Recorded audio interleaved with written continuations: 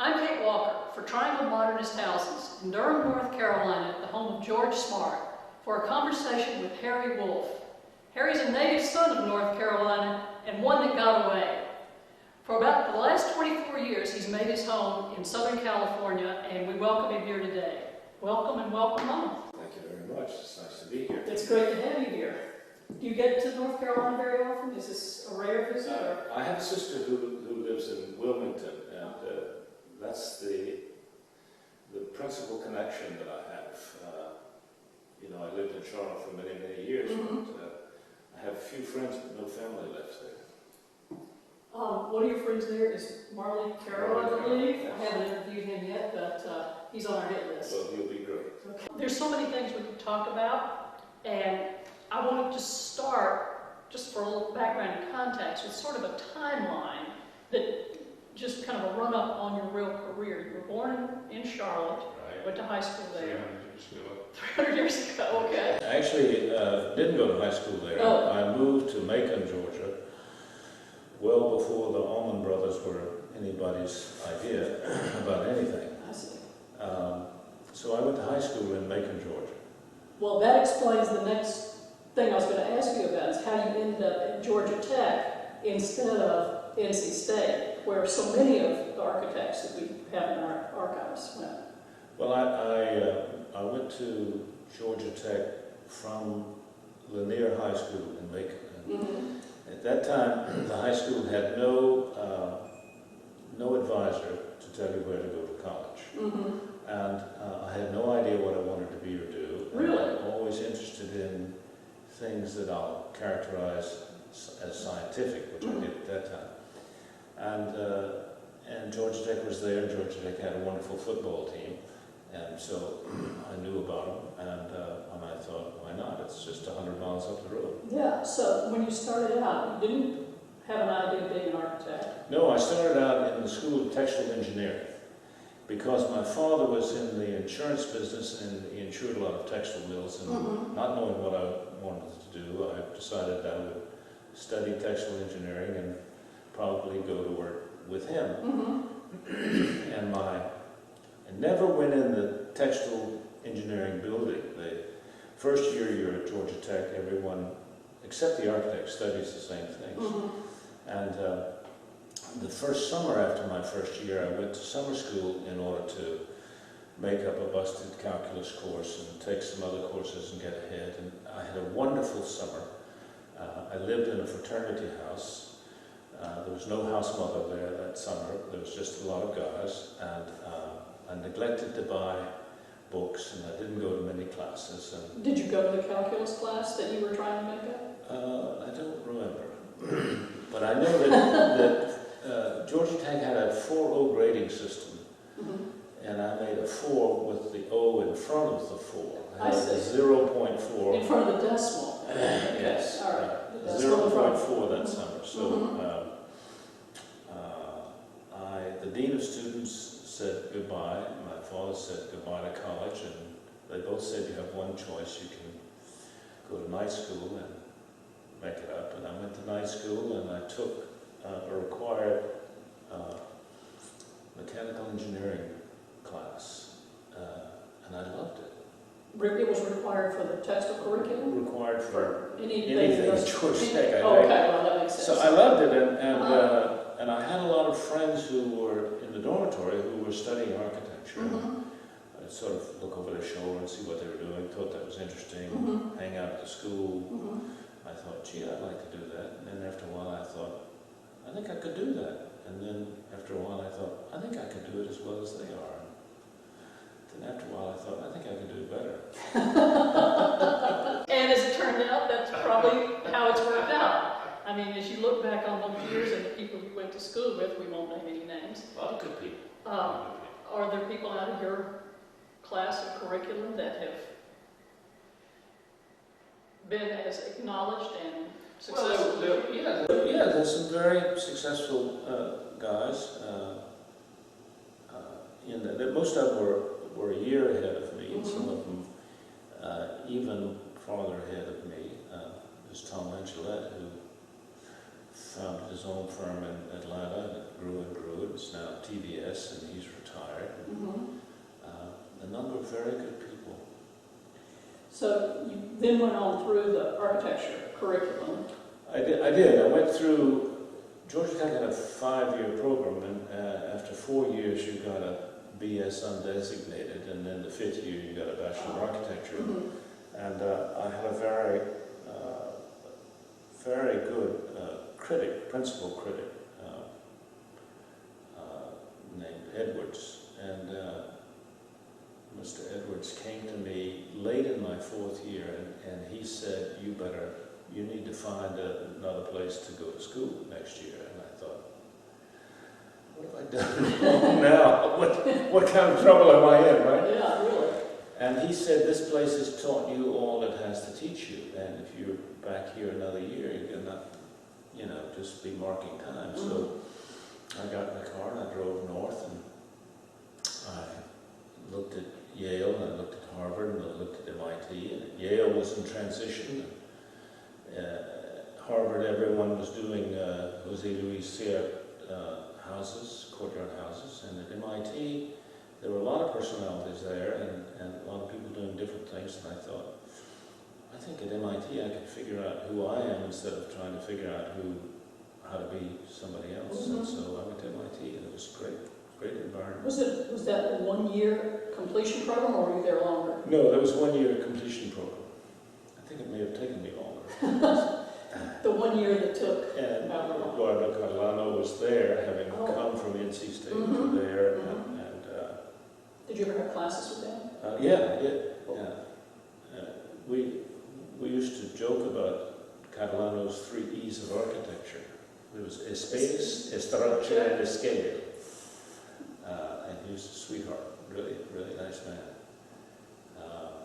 So MIT was a very fertile environment, because Harvard was just up the road, so you had lectures from both schools, and it was Radcliffe and Wellesley, and it was a great place. Boston was a nice city, and it was close enough to New York, which by that time I was in love with. So I thoroughly enjoyed it. Yeah, at that time, Radcliffe and Wellesley were both girls' schools, right? I enjoyed that too. And they didn't have architecture programs. I wasn't worried about the So architecture no, program. that was a different part of the But curriculum. Rudolph had done the library at Wellesley, which was an interesting thing to see. Now, you practiced in New York for a while, but was that the very next step, or after that you came back to Charlotte for a while? Well, I came back to Charlotte. You had to do your internship somewhere. Yeah, right, in Charlotte. And then... was that with Odell? Well, I worked for Odell, and I worked for a firm called Graves and Toy there. And I moved to New York. After school, I had to join the National Guard to deal with my draft obligation, and the Air National Guard, and went to basic training in Lackland, Texas in the middle of the summer, which was a really terrible summer festival. And I came back from that, and I went to New York and went to work in New York. Got a job at SOM, interviewed lots of places, got a job at SOM. And was working there, and Kennedy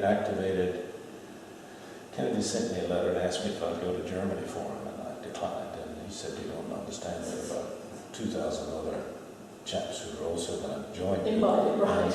Yeah. And so we went to a base between Mannheim and Heidelberg. This was at the time when the Berlin Wall went up. So it was a very interesting time. We were there for a while, and we came back in 62. It was 61 that we went. 62, I came back, and I came back to Charlotte to practice in Charlotte. And I think that was when I worked for Odell and for Graves and Toy. And I drove past the Blue Cross Blue Shield building here, which Charles McMurray would later work worked for me, did when he was at Odell's, and did a really great job. It's nice to see it. Still looks good. Of course, Odell has been gone for a long time. I never had a chance to talk to him, but I've talked to some other people who were involved with him. And the thing that I remember most about what someone said about him that was differentiating was he had sort of a scorched earth policy. He just would tear down things and, for something new. Do you recall that about him, or did that influence you in any way? No, Goody was always very nice to me. I liked Goody. We got along. I didn't much agree with the practice and the way it was, the product, with the exception of a few buildings. And I think Charles was there for a while, and Charles did some good things there. Now, did you do any residential work? You did do residential work. I've seen pictures of work that you did here in North Carolina. Was that during that time period? Well, I did the residential work on my own. I did the Hodges house while I was working with Graves and Toy, I think. And you didn't tell me it was going to be a history quiz. and then I did the Williams house on my own, as I recall. May have been one of my first. Now, you got awards for a number of these residential projects. Right. And these were state AIA, North Carolina AIA Merit Awards. I think state and regional. And regional.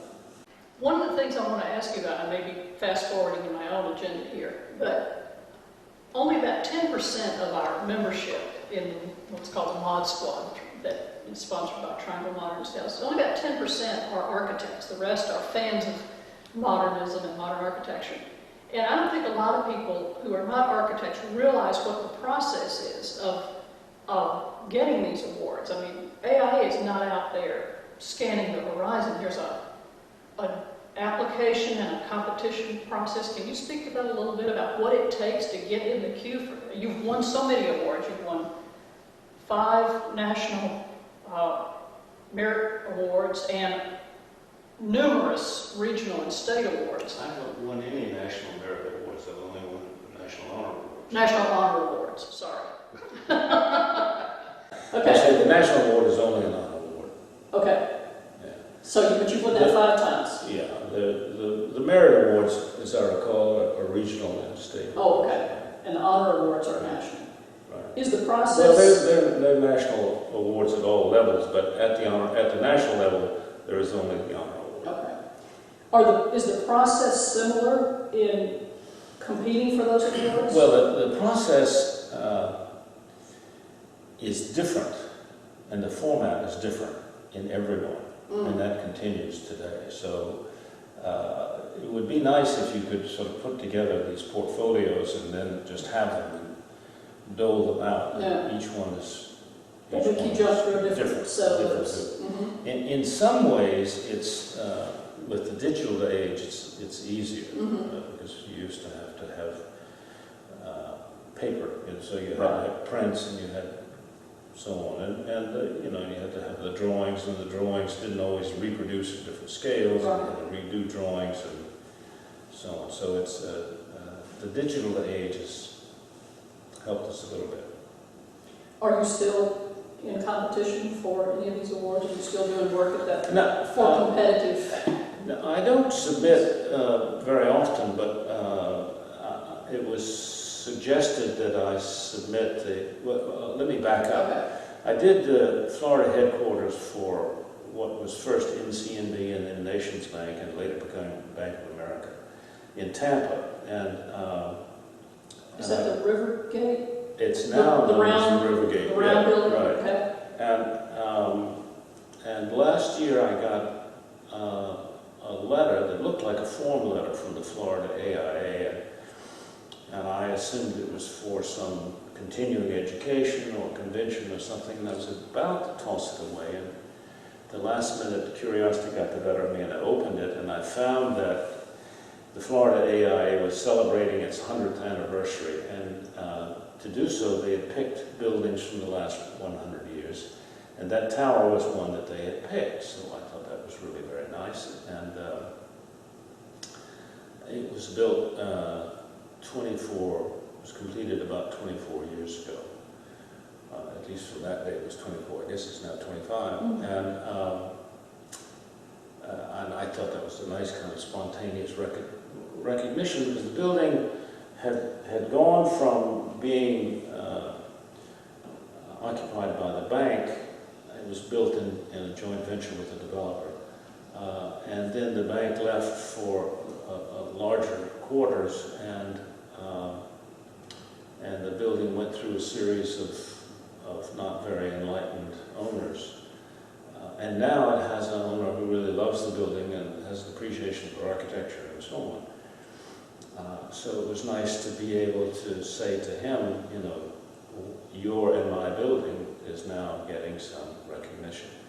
And then a friend of mine, an engineer, a very good engineer, Guy Nordenson, who's worked with me on a number of projects. Guy is in New York, and he was out to see me in LA, and we were talking about the Tampa building, which he'd always liked, had nothing to do with, and he said, you know, you should submit it for the 25-year award. I thought, oh, I hadn't thought of that. So I just did that. That was one of my assistants submitted it this past week, and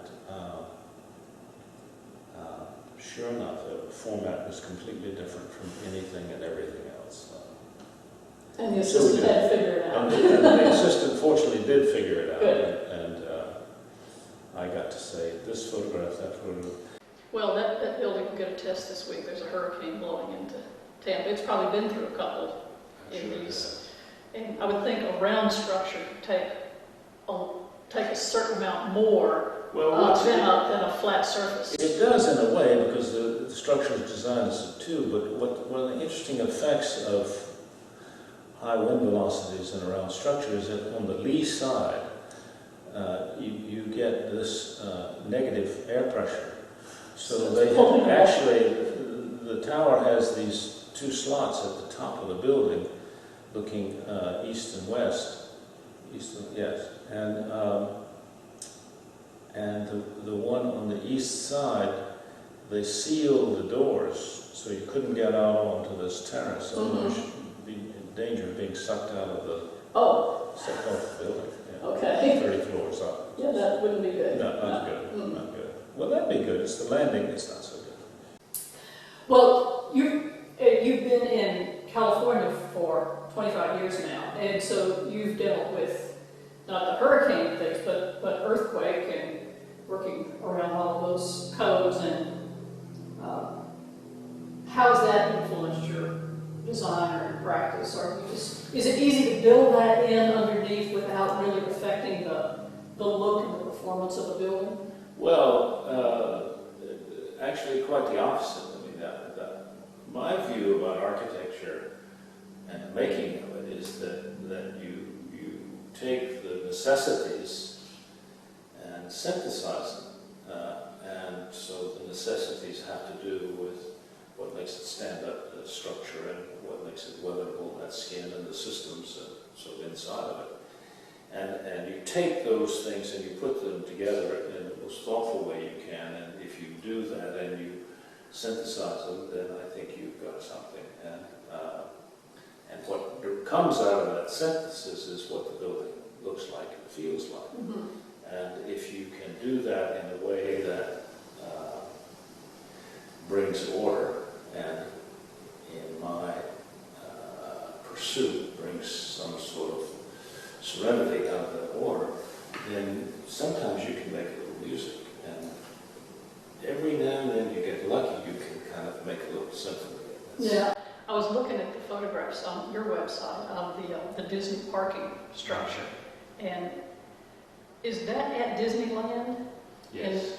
And it's been many years since I've been there a few times, but it might even have been before that was built. But as I looked at it, of course, you're thinking, okay, you got to put cars in here. But the aesthetic appeal of it, you know, the all white, and it looked like there were lights at different levels that ways for people to identify just from the functionality. Oh, I'm on the pink level, or I'm on the green level. And as I thought about myself and imagined myself coming in there and going to Disneyland and pulling into this structure, I thought, if I were driving into there, how that would fit with the experience of going to the park. And say, it's like I would feel safe going in there. Not that it would necessarily be any safer than any other parking garage, but the clarity of it, the white. Is it all white inside where the parking is? I couldn't see any of that. And how that would transition from the outer world as your portal into the park. Was an interesting, just an imaginary trip.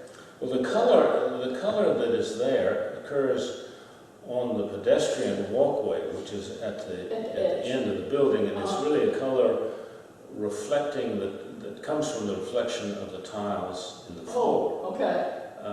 And so that bounces up to the ceiling. So that's how you sort of reinforce the sort of floor identification. But it's a very big building. May still be the world's largest parking structure. There's 10,500 cars, and there's a ramp directly off of Interstate 5 that leads you into the garage. And there are like 6 lanes coming in, and they can handle at maximum 60 cars a minute. You think about Incredible. No. But then you think about at opening it was $7 a car, so let's see, that's it was an interesting, very good parking consultants, and Disney has had over time this kind of elephant train of parking where they get people in a long nose-to-tail queue, and then you just follow the car in front of you, so they're really directing only one car. Well, they do the same thing within the garage. Although I had this notion that you come into the garage with a kiosk on either side, and I envisioned these pneumatic tubes coming out of the kiosks and coming into the windows and sucking all the money and all the credit cards out, and once that's gone, then you could come in and park. But they were, the fellow that parking structure had started about a year before we were hired by Disney. The project was taken over by a new fellow who came in and said, we've got hundreds of thousands of yards of concrete, can't we get some architecture out of this? And he released the people who had been working on it for a year and interviewed a number of firms and fortunately selected us. He's now head of worldwide facilities for Goldman Sachs. Very smart man. Have you gotten some more work with him in other projects? No, but Never know, maybe. There was another really interesting parking structure. I think University of Santa Barbara, if I read it correctly. Probably San Diego. Okay, so I looked at Santa Barbara and San Diego. Right. And it looked like a bowl. Was that built? No, that was not built. That was an interesting project because it was a parking structure that was to be located where there's currently a parking lot, but at a very key entrance off of Torrey Pines Road, very near the Salk Center. And it was very challenging because it was a visually important entrance to the university. And because the existing buildings in the area were a series of performing arts buildings which were laid in a kind of helter-skelter pattern over time by different people, and a more rigidly organized series of residential buildings. So you had these sort of mixtures of uses with this garage in the middle, and we looked at a building form and massing and looked at typical rectangles and squares, and the university had studied some slip rectangles, and just if you look at it diagrammatically, and then the form that seemed to work best in terms of relating to all of the buildings there was a circle, and we did 24 studies of plans of circular parking, and we found that we came to one that was within 1 or 2% of efficiency of a standard rectangular garage. We also had a very good parking consultant there, a guy named Cliff Smith at IPD, and he was there to verify that we weren't trying to pull the wool over anybody's eyes, and we had this scheme. And then the garage needed to have some kind of enclosure around it to shield the headlights from the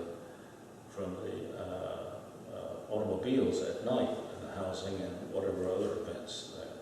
But we also wanted it to be naturally ventilated. Mm-hmm. So we came up with a recycled plastic sheets that were laid in panels that overlapped each other. So I could see it looked like they were almost leaf-like. Right, leaf-like or like the scales of a snake or something. Yes, yes. So that the air could move between the panels. But were the they panels would movable? Could you open them and change them? Oh, they were fixed. Didn't need to move. They were Okay. fixed, but the air could move between them. Uh-huh. They overlapped a little bit, Mm-hmm. and they would catch the light. But because the building was round, and I also wanted to make it curved so that not only did it go away from you laterally, but it went away from you vertically. So it was like a big bowl, and the plastic is really inexpensive, translucent, so that it was kind of silvery in the daytime, and at night it would glow like this great sort of lantern from the lights you have to have in a garage. Anyway. Yeah. And then soon after we presented that, and it was approved by the Design Review Committee, a new parking czar came in the university, and he changed the whole parking strategy, and they decided that they didn't need a garage there or any more garages on campus. We subsequently did a garage on the East Campus, which is the medical campus, but it was a totally different site, a different program, so it didn't bear. How disappointing was that to not see that built? Well, it was a good building, so it was very disappointing. I would think so. The drawings were, I mean, it was fascinating to look at the design and pictures of what might have been. Of course, looking at the drawings. And did you ever build models of it? Yes, we did. Okay. You know, because sometimes you look at models and you can't tell the scale. You think you're looking at something that was actually built. Wow. You know, I never. I've been there, near that campus many times and never saw anything like that. But that doesn't mean it couldn't have been built after I was around there. I would remember that. I would remember that. So well, it was that it needed the entrance call for an iconic form, but not anything to elevate the notion of a parking structure, but rather some sort of symbolically strong element there. I know architects lots of times design and plan and model things that never get built. What were some of the ones that you've bid on or worked on that didn't get built that were the biggest disappointments?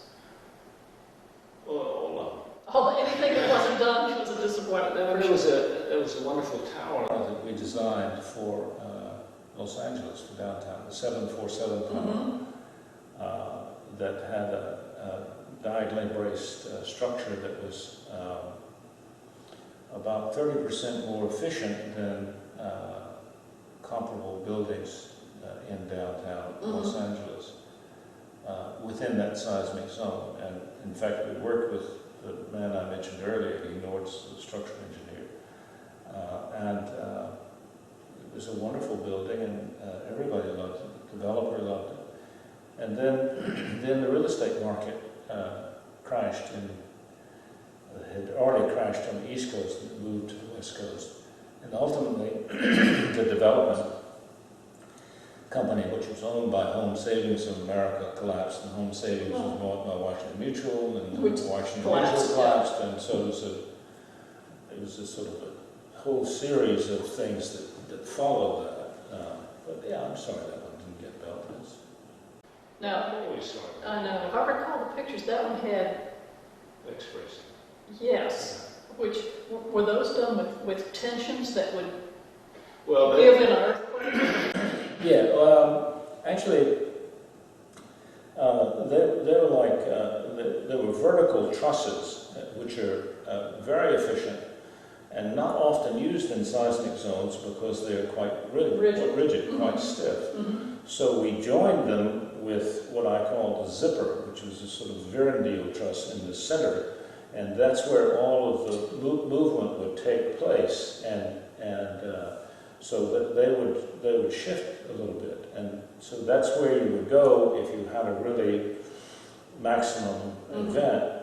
You knew where the damage could have happened, and you could detect it and deal with it and repair it at that point, and the vast amount of the building would be untouched. Any chance that'll ever be built at this point? I don't think so. Probably not. I don't think so. And we had the same seismic issue on the Disney garage, because the Disney garage is longer than the Chrysler building is tall. So it's 1,200 feet or so in length. And over that length, the calculations indicated, I think, something like a couple of feet of movement potential. And as you may know, there are a number of escalators, including, I think, one of the longest ever in running from the 6th floor to the ground in a single line escalator. And the escalators are attached to the side of the building. So if the building is going to move 24 inches, then you snap that escalator right off the frame. So we cut the building in sections so that you take some of that movement in each section, and then when you have the escalator, then the escalator is supported by a mechanism that has some movement built into it. But at every point of the building in both directions, you have to deal with that, and that becomes a part of the aesthetic of the building, so that the articulation of that joint in the building along its 1,200 feet length also becomes the point at which you pull the stairs out of the building for exiting from that building, and they then demark that, and it gives you a kind of rhythm that keeps making something that big, keeps it from becoming scaleless. It gives it scale. Now, you've done some work in Northern California. Yes. I was in the Loma Prieta quake. And that was an interesting ride. Well, we're involved in a project in San Francisco at the moment. But I think once you're practicing in California, then all the issues of introducing seismic considerations become second nature, and you begin to think about that at the inception of the project, which is, for me, important, because then it's integral to the project, and it has its own role in the voice of what the building looks like. I also saw a bridge. Is that bridge in Hong Kong, the Stonecutters Bridge? Yes, that was a competition we got an honorable mention, which is like kissing your sister. For that bridge. Bridges are very interesting structures because they have a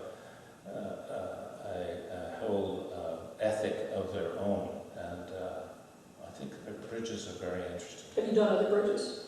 I've designed some other bridges, and there may be some more. Reeling way back to a building that's of interest to the local audience here is what later became named Camp Hefner Hall. That was not the original name of it when you won the competition to design that building for the NC State campus. I'd like to hear a little bit about that process, and also I'll let you tell me just a general story, but I'm also curious. It came out done as an all-brick building, which it doesn't seem to match a lot of your other styles. I just wondered if that was your original intent, to make that all brick, or if committees got involved in. Well, made that choice? No, that was a choice that we made. That was not a competition, that was a selection. Oh, okay. I suppose competition in the sense of interview and selection. The building, the fellow in charge of the program at the university, the broader aspects of the program was A.B. Harris, who did a great job, was a terrific influence in the development of the campus. The faculty member who shepherded that was Bob Burns, who was a real sweetheart, and Claude McKinney was a dean at that time. And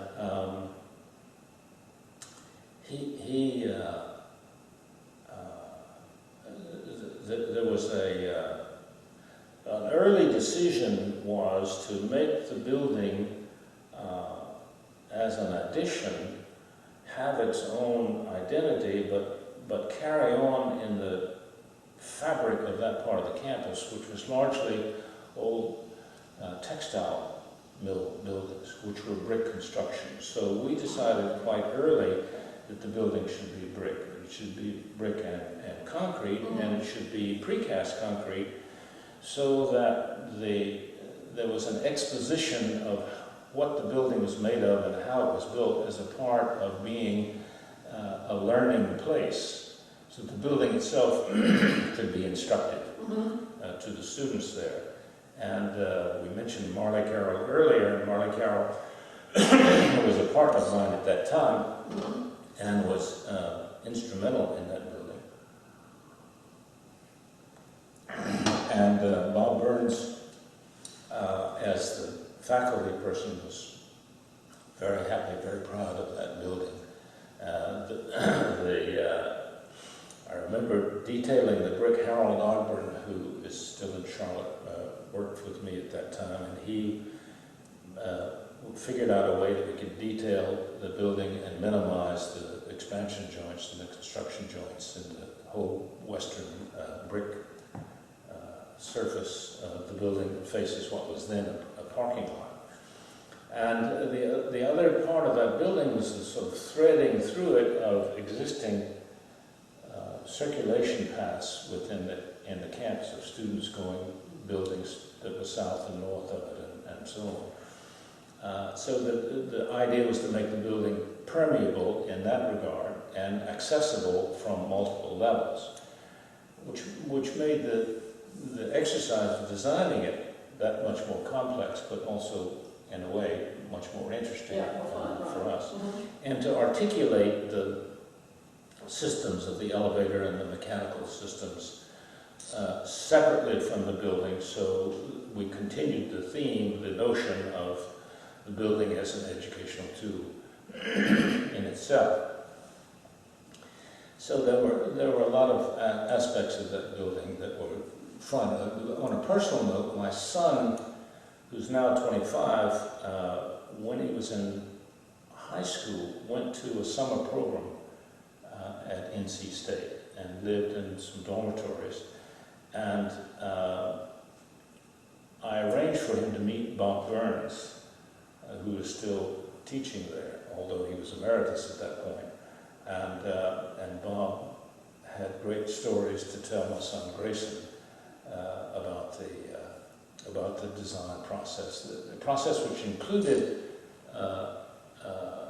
an extensive dialogue with the students as well as the faculty about sort of what they hoped the building might be. So it was an interesting thing, and I'm really happy that my son had that opportunity to hear from Bob Burns. Yeah. The pleasure that Bob Burns had in the process and in the result. Did your son become an architect? No, my son went to Berkeley and studied creative writing and poetry, and he's pursuing that while working in New York as a waiter, barista, barback. But he has an amazing eye for everything, architecture, everything in design. So he's going to take that eye and connect it to poetry and do some wonderful things. And he's there with his sister, who's a year younger, who studied illustration at Parsons, and who's now working. She's doing that on her own, has her own website, but is working in a store in Tribeca that specializes in mid-century modern furniture.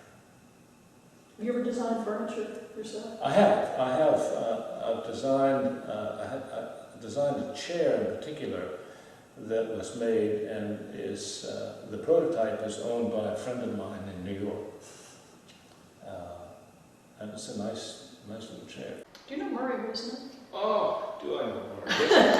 Sweetheart. He is. I interviewed him, and it was so interesting to see the furniture, because he's really gone into the art, painting, and also furniture design, and doing a lot of that. And he's been doing that forever. Yes, and quite a lot of it. So you haven't gone as much into the furniture and other things as he has, I think. And of course, Michael Graves took off on that, and doubled his exposure to the world through his connection through Target, and made himself famous to a whole array of people who might not have ever recognized his name. I guess it was George Smart that told me that you had recently been to France, or is that? Well, yes, but the story is a little more complex than that. I didn't think it was just a trip, but maybe you were. Well, you tell me the story. What about? I was in a year ago in April or May. I was having lunch with a good friend of mine in LA, and I was talking about how frustrated I was with the economy, and so nothing was happening. Nobody was building anything, and he said, "As long as I've known you, you've dreamt of living in Europe, and I know the European economy is not any good, but the economy here is not any good. So if you're going to be where the economy is not any good, you might as well be where you want to be." And I went, "Oh yeah, Eureka!" How about that? So my lease on my apartment ended soon after that. It was coming to an end. Is this in Malibu? No, in Los Angeles. In Los Angeles, okay. And in West Hollywood. And I was living in a wonderful 1925 Italian-ish, Spanish-ish complex with a great central courtyard and 10 lovely apartments that were duplexes with roof terraces, and it was quite nice. And so I bought a one-way ticket. Did you? And stuff that I didn't give away, I put in storage, and away I went. And I went to first to London and had a number of meetings with friends, and meetings set up by other friends, trying to figure out what I was going to do there. And then I went to Paris and did the same thing, and then I went to Venice. And so your intention was to go there and live and work there and stay? Right. Okay. Well, clearly the one-way ticket was a clue. Figure out how to make a living. Yeah. And the trip to Venice coincided with an invitation to run a workshop at the university there in late summer, I think August. And so I went to Venice, and I was there for a month and stayed at a friend's place, and had this workshop with kids from all over the world. Great kids, worked really hard. And then I came back to Paris and was staying at a friend's place there, and I got a call from a former client asking me to come back and do some work. And by that time, it was more than evident that the European economies were not only not very healthy, but were headed they were on the downhill run. And so I said, okay, so I came back. This is about a client back in California? Yes. Right. So I came back in September, I think. But I haven't lost my appetite for Europe. I'm just waiting for Do you Europe speak, to get you speak ready. any other languages? I speak enough to not starve to death in a few countries. Okay. That's it. I have a list of regrets and a shorter list of what I consider colossal errors. And on my list of colossal errors, which is also a great regret of mine, is that I never mastered another language so that I could comfortably live in another country, that I would have that option to live somewhere else for maybe even a long time or the whole rest of my life and not feel like an outsider because of the language. Well, I looked at dealing with the language sort of like dealing with air travel, so as a one-way ticket. If I was there and committed, then I'd have to learn it. You'd learn it, right. Yeah. Well, when you packed up and left Los Angeles, did you leave a group of partners and apprentices and other people? Did you leave your business intact there, or did you kind of narrow that down? No, business in 2008, at the financial crisis, everything in the office stopped. Just stopped. Abruptly. Oh. And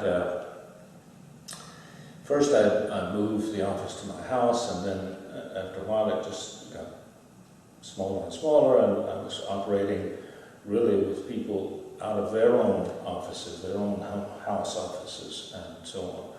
So having come back, then I'm operating more and more in that by internet access kind of virtual office mode. Are you in Malibu now? No, I'm in Los Angeles. You're back in Los Angeles. Okay. I was worried about this Malibu thing. Well, I was in Malibu for 20 odd years. Oh, okay. And one day, I had returned from being in Europe, and my children, I was in Malibu, my children were away at school, college. So I came back and I got the next morning, and not only was the house empty and the fridge was empty, so I got in the car to go decide whether I was going to go to the store and get some groceries or to go to a restaurant and have breakfast. And I thought, what's wrong with this picture? Why am I in a car? I haven't been in a car for 2.5 to 3 weeks, and why can't I just walk across the street and have breakfast? I don't have any reason to be here. I don't need to do this anymore. I don't need to be tethered to Pacific Coast Highway and traffic jams and so on. So I started looking, and a friend of mine said, after my disappointments in looking in Santa Monica and Venice and downtown LA, and this friend said, West Hollywood is the repository of more really good buildings from the 20s and the 30s. You might want to look there. And I did, and I found a place. And then when I came back, I found another place on the same street, on the same block, about 15 numbers up the street. Right. Yeah, so it's nice. Very urban. Now, I think I heard you mention to George that you're working on a project in Seattle right now? Working on a project in Seattle, I'm working on a project in San Diego, and working on a project in San Francisco, and 2 projects in LA. At least you're all in the same time zone. Yes, that's true. I mean, there's something to be said for that. Yes, there is. I guess. Unless you've done work in Abu Dhabi and places like that, so when you're working around, then you can just work 24/7 because you've got clients that are awake everywhere. Yes, what it is that they seem to think you should be awake everywhere. I know. So maybe that's a plus, having them all in the same time zone. Well, I have to get to that time zone because I have a meeting in Seattle tomorrow morning at 10 o'clock. Yeah. I lived in Seattle for 15 years, so I'm a little bit interested in what you're doing there. Just personally. We're involved in a housing tower in downtown Seattle. Oh, really? Yeah. Is it replacing an existing building or redoing a building? No, it's on a piece of land where there were some not very distinguished sort of one-story kind of buildings in Belltown. I lived right there at Pike Place Market for a while. Oh, yeah, that's That was quite nice, quite nice. Well, that was the occasion for going to Tom Kundig's office when I was there. And so what are you looking at, sort of, you've got these projects going on, and any looking out on the horizon? I mean, the economy is probably influencing as much of your horizon as it ever has. So, what's on the horizon? yeah. Well, I don't know, but I'm interested to see what's just over the...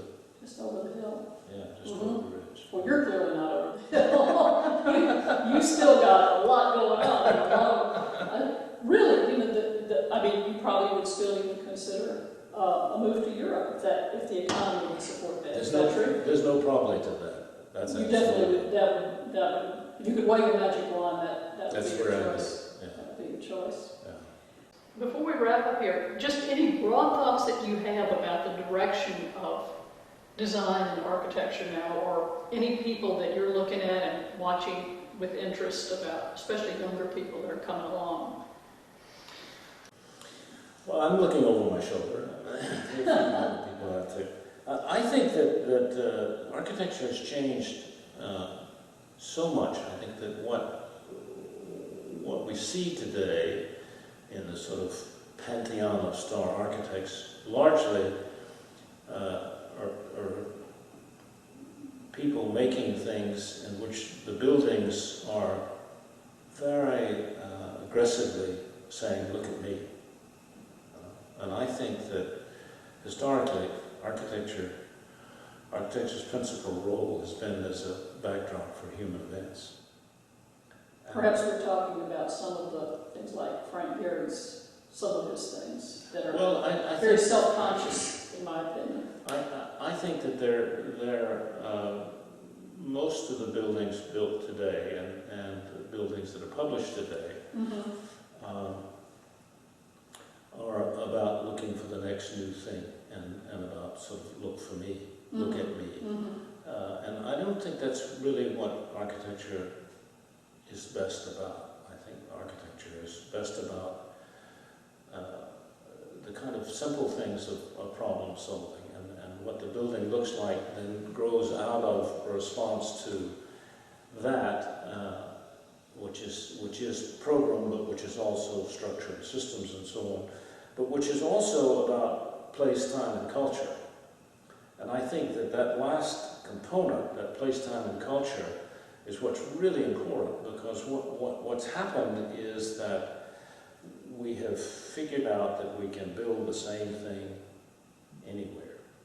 And the greatest thing about the green movement is the sort of pressure against that, that differentiating the building having to do with climate. But I also think differentiating the building having to do with culture is a very important thing, because the moment we make every place like every other place, then we diminish the human experience. When we diminish the human experience, we're diminishing man. So if we can articulate our buildings and our works in a way that are very much about where they are, and are very much about when they are built, as well as what they're built with, then we create a really deep, rich experience, which if you look back in time, that's what has made architecture so wonderful as a marker of time, as a history. Not a building that is, not buildings that are trying to be different for the sake of being different. That just brings to mind conversations I've had with people about living just in different parts of the United States, never mind abroad. And, 30 years ago or so, you could go to San Luis Obispo and it would be different than Jackson, Tennessee, or a suburb of Chicago. And now, with the chains of fast food places and even not so fast, places are so homogenized. You could be dropped onto a street in just about anywhere and not be able to differentiate much about where you were. Yeah, and how does that experience make you feel? Flat. Yes. Makes me feel flat. Right. So, and it makes me want to go to either another part of the town, or it makes me, in terms of where I live, it makes me want it to be me, an expression of myself. Even if I can't build a brand new house, I've rebuilt several houses, and just to decorate, anything to feel like I'm somehow defined. Some differentiation. Some differentiation. Yeah. I feel like we've covered a lot here, and I wonder if there's a question that I should have asked that I haven't asked, that you would have liked for me to ask. There's so many things. I mean, we could probably talk all day and have a great time. I guess there's just, if there's anything that I think maybe I've missed asking, or who are the people that probably influenced you most early on, or that you look at now as making the statements, or doing the very thing that you've talked about? I mean, you're doing it. Who else is doing that kind of imaginative thinking? I think that the most rewarding thing for me is to have continued to learn, to read, to think about architecture, to think about the broader aspects of life and the things that are important. I managed to find time to read a lot, not just about architecture, mostly not just about architecture. And I think that, my great teachers always were history, and were Mies and Le Corbusier and Lucan. And we'll see who's next. I'd like to finish with something I've seen about you in every place that your name has been identified, and that is the Japanese robe. That seems to be sort of an icon for you. I don't know if that just sort of somebody got that started, or if that really has real meaning for you, if you'd like to. I was working on the graduate student housing project at UC Santa Barbara, and I went to the museum on the campus there, and they had an exhibition of these robes. And I looked at these robes and I said, my God, these are really beautiful. And they were not ceremonial robes, but they were work clothes. They were the clothes of the Japanese fishermen. Would you actually call them a kimono, or is a No, kimono different? No, kimono's different. Yeah. These are these are robes, and they're really work clothes, and they're purpose driven. This I really liked. And they're made out of very humble materials. So they're made out of layers of very simple cotton. And the layers by themselves are not very strong, but put together and stitched together with this rather coarse thread makes them strong. But the thread is there with a purpose. It's with the purpose of holding it together and holding the layers together yet more tightly where there's greatest stress and where there's greatest wear. So in the elbows and the shoulders and the seat and so on, then the stitching is closer. But if you look at the stitching is this beautiful geometry. Because if you're making something, then you give care and you give thought to where you make the stitches close and where you don't need them so close. So that which is functional becomes decorative. Exactly.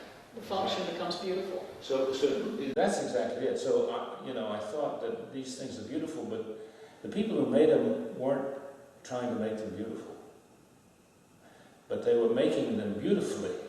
Because there was a great sense of craft of how you put this together, and not some sort of sloppy, haphazard way of stitching these things. And then the color is very interesting because they start out white, but the fabric is the color of the sea, which is indigo, because they are dipped in indigo, and indigo, as we know from Levi's, is a great preservative. And so it makes the fabric tougher, it makes the fabric last longer, and that's why it's in work clothes in this country, in jeans. So those work clothes over there are the color of the sea.